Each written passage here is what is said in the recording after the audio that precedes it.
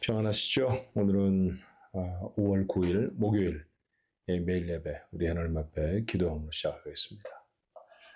은혜와 사랑이 많으신 하나님, 저희를 하나님의 자녀 삼아 주신 것 감사합니다. 하나님이 원하시는 모습으로 매일을 살아가기를 간절히 원하옵나니 오늘도 말씀으로 저희를 인도하여 주옵시고 하나님의 거룩함이 우리의 삶에 이루어지는 복된 하루가 되게 해 주옵소서. 예수님의 이름으로 간절히 기도하옵나이다. 아멘. 찬송가 492장 주 없이 살 수 없네. 정말 주님이 없이는 살 수 있을까라고 하는 생각을 하면서 우리 한번 같이 찬양해 봤으면 좋겠어요. 292장 주 없이 살 수 없네입니다. 함께 찬송합니다.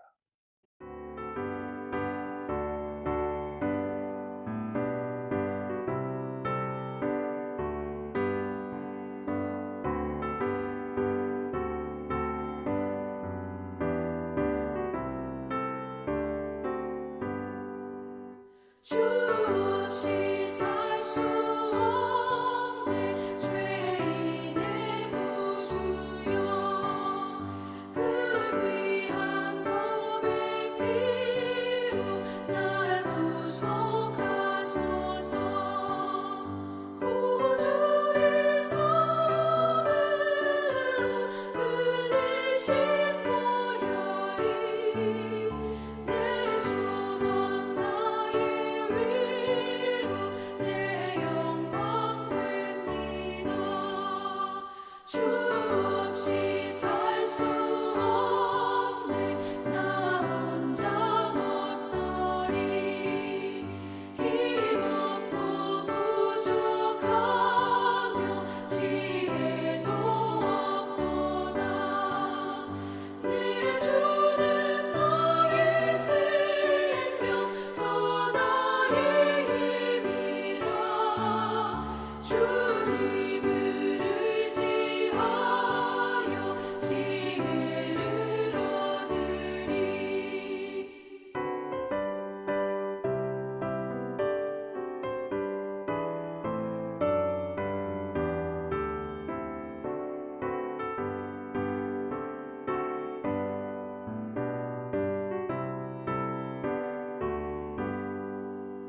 주 없이 살 수 없네. 내 주는 아신다. 내 영의 깊은 간구 마음의 소원을 주밖에 나의 마음 위하여 주리요. 내 마음 위로하사 영원케 하시네. 주 없이 살 수 없네. 세월이 흐르고 이 깊은 고독 속에 내 생명 끝나도 사나운 풍랑일 때 날 지켜주시니 내 곁에 계신 주님 늘 힘이 됩니다.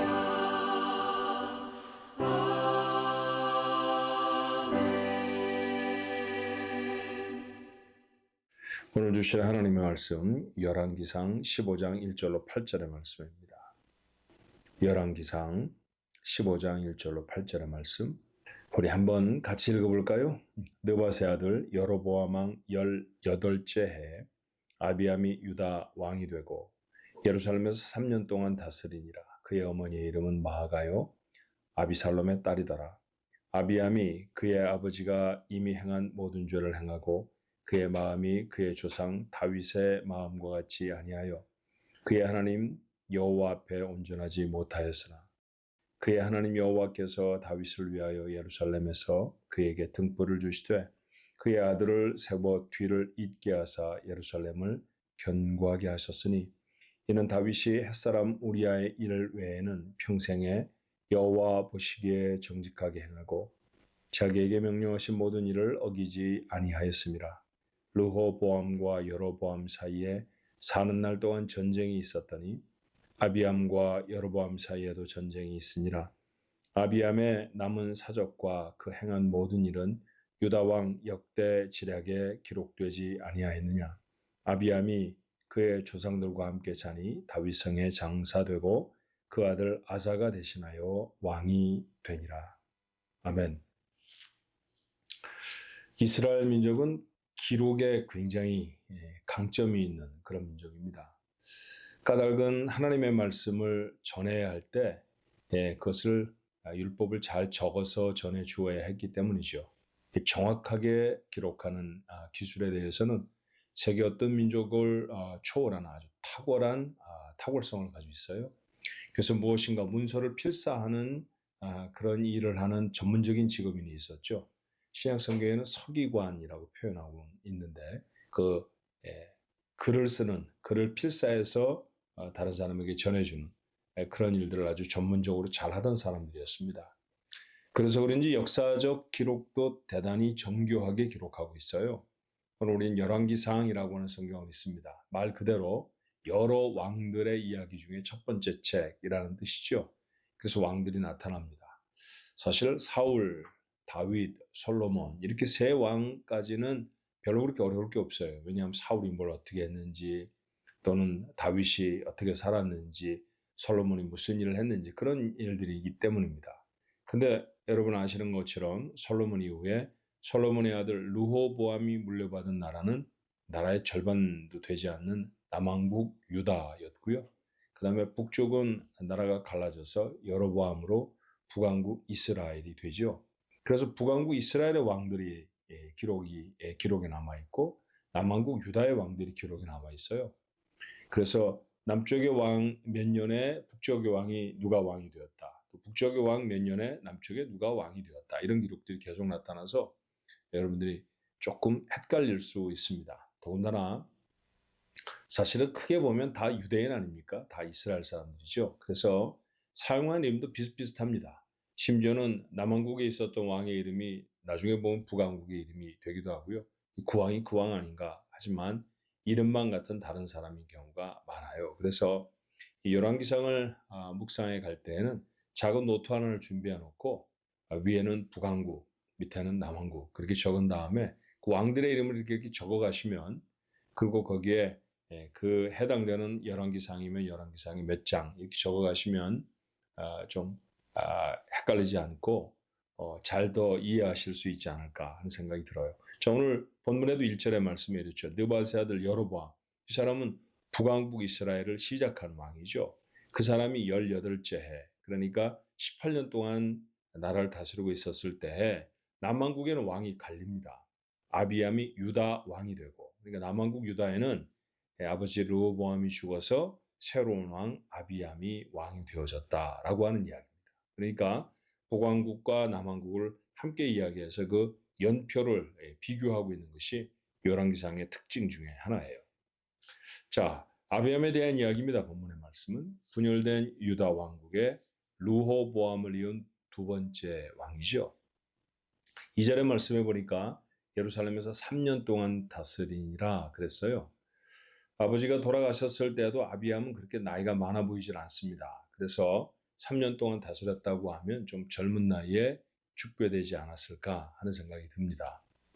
특별히 남왕국의 왕들을 말할 때는 모계를 중심으로 해서 기록할 때가 많아요. 예를 들면 2절에 있는 말씀처럼 그의 어머니 이름은 마아가요 아비살롬의 딸이더라. 아비살롬은 압살롬이라는 말이고요.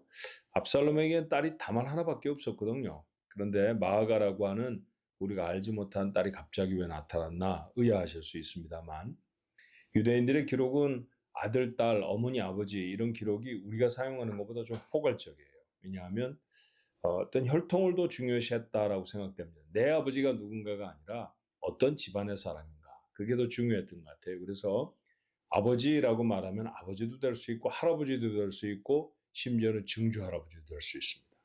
아들 그렇게 표현하면 그 아들이라는 표현이 아들도 될 수 있지만 손자도 될 수 있다라는 거죠. 그런 용례가 성경 속에 참 많이 등장을 해요. 어머니의 경우도 마찬가지입니다. 어머니일 수도 있고 할머니일 수도 있고 또 딸이라고 표현한 게 딸일 수도 있고 손녀일 수도 있어요. 그런데 아비살롬에게는 딸이 다만 하나밖에 없었으니까 이 마아가라고 하는 사람은 압살롬의 손녀일 것으로 추정이 됩니다. 그런 어머니를 두고 있었던 사람이 바로 이 아비암이라는 사람이라는 거죠. 남왕국 유다는 처음부터 끝까지 계속 다윗 왕조에서 계속해서 왕들이 나타납니다. 그러니까 아버지가 죽으면 그 아버지를 이어서 왕이 되고 또 아버지가 죽으면 왕이 되고 이랬다는 거죠.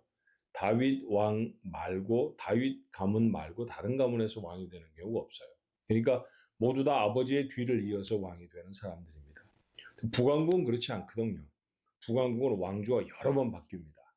그래서 누군가의 가문이 왕가를 차지했다. 또 다른 가문이 그 왕가를 다 죽이고 또 왕이 되기도 하고. 그래서 아버지가 누구였는지를 밝히는 게 북왕국 왕들에겐 중요했고요. 남왕국에는 어머니가 누구였는가라는 것을 밝히는 대로 이렇게 기록하고 있어요. 그래서 남왕국 유다 아비암이라고 하는 사람은 어머니 마아가라는 사람이었고 이 사람은 압살롬의 손녀였던 것으로 보인다. 이제 그런 기록이죠. 자, 이 3년 동안의 짧은 통치 잘했을까요?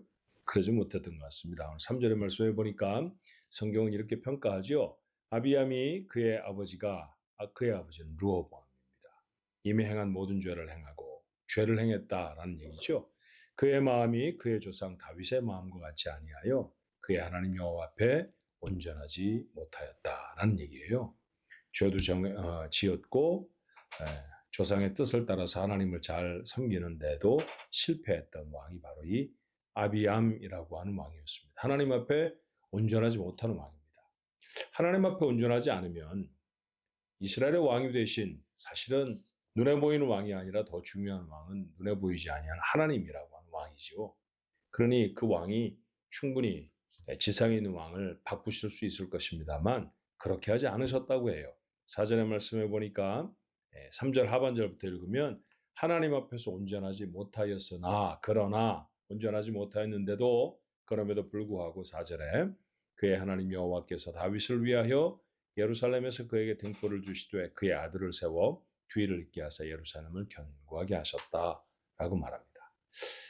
아비암은 왕 노릇을 잘 못했어요. 하나님이 보시기에 좋은 왕은 아니었습니다. 그럼에도 불구하고 그의 왕위는 계속되어졌고 그가 죽은 다음에도 그의 아들이 또 그 왕위를 잇게 되어져서 다윗 가문으로 그 왕조가 계속되어졌다라는 얘기입니다. 이유가 무엇이었죠? 4절에 읽어드렸던 말씀처럼 다윗을 위하여입니다. 그러고 나서 잠깐 다윗에 대한 코멘트를 하지요. 5절의 말씀이에요. 이는 다윗이 햇사람 우리야의 일 외에는 평생에 여호와 보시기에 정직하게 행하고 자기에게 명령하신 모든 일을 어기지 아니하였습니다. 다윗이 하나님 보기에는 우리야의 일 말고는 다른 건 크게 잘못한 게 없다라는 얘기입니다. 물론 역사적인 기록을 보면 다윗은 인구조사를 해서 내가 이만큼 성공했어라는 것 나타내려고 교만했다가 하나님에게 벌을 받았던 또 한 번의 잘못도 있습니다만 오늘 열왕기상은 햇사람 우리야의 아내를 범한 내용만 기록하고 있어요. 여러분 아시죠? 밧세바와의 간음이 바로 그것이었습니다. 자, 그것이 들통날 상황에 이르렀습니다. 왜냐하면 임신을 하지 않았을 그 때였는데도 불구하고 이 밧세바가 덜컥 아이를 가져버린 것이었습니다. 아이를 갖게 되면 전쟁터에 나가 있는 남편의 아이일 리는 없고 누군가의 아이일 것이니까 밧세바는 어쩌면 돌에 맞아 죽을지도 모르고요. 그러면 그의 태중에 있는 왕손은 더더욱 덩달아서 죽게 되지 않겠습니까? 다윗이 마음이 급했어요. 그래서 우리아를 전쟁터에서 불러들이는데 들어와도 아내와 함께 잠자리를 같이 하지 않습니다. 대단히 충직한 장군이었죠. 다시 전쟁터로 돌려보내면서 그 전쟁터 사령관에도 요압에게 다윗은 아주 비열한 편지를 써서 보냅니다. 전쟁터 깊숙한 곳에 들어가서 너희들은 나 후퇴하고 그곳에 우리아만 남겨두어라. 영문도 몰랐던 요압은 우리아가 뭐 잘못한 일이 있는가 보다. 왕에게 심기를 어지럽힌 무슨 일이 있는가 보다 생각해서 그 명령을 그대로 따랐고 다윗의 계략대로 우리아는 그곳에서 죽습니다. 이후에 장례식을 성대하게 치루어 주었어요. 그리고 나서 그의 남긴 여인 이 밧세바를 마치 자비를 베푸는 듯 자신의 아내로 받아들입니다. 모든 것이 다 해피엔딩인 것처럼 보였지만 사실은 대단히 비열한 일이죠. 자신의 죄악을 범죄를 덮고자 충직한 부하 장수를 죽음으로 내몰았다는 것은 정말 다윗답지 않습니다. 다윗의 평생에 가장 큰 잘못이고 가장 부끄러운 일이었음에 분명해요. 오늘 성경이 지적하고 있는 것이 바로 그것입니다. 다윗은 파렴치한 일을 저질렀습니다. 그런데 그럼에도 불구하고 하나님이 다윗을 생각해서 그의 후손들을 계속해서 왕이 되게 하신 까닭은 뭘까요? 그 가장 중요한 이유는 그는 완전한 사람은 분명 아니었지만 돌이킬 줄 아는 사람이었다는 거예요. 잘못을 했습니다. 그 잘못을 지적받습니다. 그 지적하는 사람을 또다시 죽일 수도 있었을 것입니다. 다윗은 그리하지 않죠. 도리어 하나님 앞에 무릎을 접고 어찌하면 하나님의 용서를 구할 것인가 그러고 나아갑니다. 우리가 잘 알고 있는 시편 51편의 말씀은 처음부터 끝까지가 다 그 상황 속에서 하나님 앞에 드렸던 다윗의 절절한 회개의 기도입니다. 잘못을 해도 좋은 것은 아닙니다만 잘못해서 우리가 문제가 생겼을 때 돌아서는 것은 우리에게 얼마나 중요한 일인지 몰라요. 그렇게 돌아서면 하나님은 그곳에 은혜를 베푸십니다. 하나님이 베푸신 은혜로 다윗은 왕위를 유지할 수 있었고요. 다윗뿐만이 아니라 다윗의 후손에게도 계속해서 유다를 다스릴 수 있도록 하나님은 함께해 주십니다. 다윗 시절에 약속하셨던 말씀이었고 하나님은 그 약속에 신실하셔서 이후에도 오늘 본문에 기록되어 있는 아비암이라고 하는 사람은 하나님의 기준에서는 많이 떨어지는 사람이었음에도 불구하고 그도 그 후손이 왕을 잇도록 그렇게 하나님은 허락해 주셨습니다. 또 하나 다윗에게서 발견할 수 있는 일이 있다고 하면 그리고 그렇게 돌아선 죄에서 그는 평생 하나님이 원하시는 삶을 살아가기 위해 노력하며 살았던 사람이었어요. 아내도 참 많았고 성적인 범죄가 다윗에게 은근히 계속해서 진행되고 있는 것을 우리 다윗의 일생을 적은 글들을 보면 우리가 알 수 있습니다만 그럼에도 불구하고 그가 이런 큰 어려움을 당한 이후에는 어떻습니까? 그는 늙어서 자신의 몸을 따뜻하게 해줄 젊은 여자를 왕비로 그 신하들이 간택해 주었는데도 불구하고 그 여자와 잠자리를 같이 아니하는 순결함을 지키죠. 그랬더니 하나님이 그의 가문에 복을 주셨습니다. 왕가가 견고해졌습니다. 한 나라의 왕가가 견고해졌다는 얘기는요. 다시 말하면 왕국의 견고함이 있었다라는 것이죠. 자꾸 왕이 들락날락 바뀌어지면 그 나라는 어지러워질 수밖에 없습니다. 그런데 왕위를 지키는 왕의 가문이 계속해서 한 가문으로 진행되어진다고 하면 그 나라는 평안할 수 있죠. 그러니 이 복은 다윗과 다윗의 집안에게만 주어진 복이 아니라 복의 지경이 더 넓혀진 것이다. 그렇게 생각할 수 있어요. 자, 오늘 이 말씀을 통해서 우리가 교훈을 얻는다고 하면 뭘까요? 여러분과 저는 부족한 사람들입니다. 하나님이 우리를 사랑하신 것도 알고 우리도 하나님을 사랑하지만 하나님의 법대로 살아가지 못할 때가 참 많지요. 때때로 죄를 범합니다. 그런데 죄를 한번 저지르면 내가 죄지었으니 이제 나는 틀렸어. 그리고 그 길로 계속 진행하지 않아야 합니다. 그 길에서 돌아설 줄 알아야죠. 돌아서는 곳에 하나님은 은혜를 베풉니다. 그리고 한번 돌아섰다고 하면 내가 돌아섰더니 하나님이 은혜를 주셨어. 난 또 죄를 지을 거야. 이런 모습의 삶은 온전하지 않지요. 하나님 앞에 그 거룩을 지키려고 처절하게 노력하는 삶을 살아가야 할 것입니다. 히브리서 기자가 우리에게 말하는 것처럼 너희가 죄를 미워하되 피 흘리기까지는 하지 않는구나 라고 하는 탄식의 말씀. 생명을 걸고 거룩을 지키지 않는다는 책망의 말씀이잖아요. 피를 흘리기까지, 생명을 걸기까지 우리가 거룩하기를 원해 하나님 앞에 선다고 하면 하나님은 우리의 그 중심을 보실 것이고요.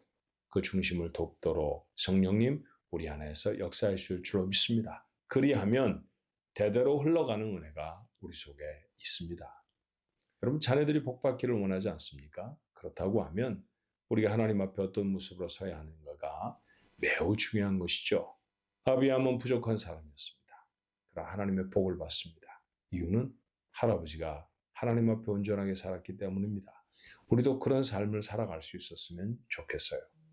한 가문 다윗의 집안만이 아니라 다윗이 다스리고 있던 모든 나라에 하나님이 허락하시는 평안이 임하였던 것과 같이 우리에게 허락하신 복으로 말미암아 우리와 접촉하는 많은 사람들에게 그 복이 지경을 넓혀 그들에게로 흘러가는 그런 멋진 인생, 그런 인생을 살아갈 수 있었으면 좋겠습니다. 오늘 그런 인생의 하루가 될 수 있기를 주님의 이름으로 축원합니다.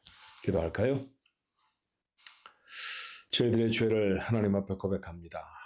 우리들이 마음으로 원하지 아니할 때 하나님 죄를 지었을 때도 있고, 어떤 때는 저희들이 유혹에 너무 연약하게 넘어져서 우리가 원하는 대로 하나님을 떠날 때도 있었습니다. 그러나 주여, 우리의 행동은 비록 하나님이 용납하시지 못한 것이라 할지라도 우리의 마음의 중심은 여전히 하나님께 있음을 기억하여 주시옵소서. 오늘도 이 짧은 말씀을 통해서 우리의 허물들을 깨우쳐 알게 하신다고 하면 하나님 앞에 정직하게 나아가 회개할 수 있게 도와주시고 돌이킬 수 있게 하여 주시옵소서. 그곳에 은혜가 임할 줄로 믿습니다. 그 은혜를 붙들고 그 이후로는 하나님 앞에 거룩하게 살기로 다짐하며 애쓰며 노력하며 사는 저희들이 되어지게 도와주옵소서. 돈을 벌기를 열심을 내며 애를 쓰는 사람이 많습니다. 몸의 건강을 유지하기 위해 애를 쓰는 사람도 많지요. 그러나 이 땅에 유한한 것을 위해 그렇게 우리가 분투하고 노력하지만 정말 영원한 삶을 위한 거룩을 위해 얼마나 많은 노력을, 얼마나 많은 절절함을 가지며 살아가는지 돌아보게 하옵소서. 오늘도 또 하루를 주셨사오니 하나님이 원하시는 모습으로 우리가 하나님이 받으실 만한 인생의 삶을 살아가는 저희들 모두가 되게 하여 주시옵시고, 이것이 우리에게만 복이 아니라 우리의 자녀들에게도, 또 우리 가문에만 아니오라 우리를 알고 있는 우리의 주변의 많은 사람들에게 복을 끼치는 귀한 도구가 될 수 있도록 축복해 주시옵소서. 예수님의 이름으로 간절히 기도하옵나이다. 아멘.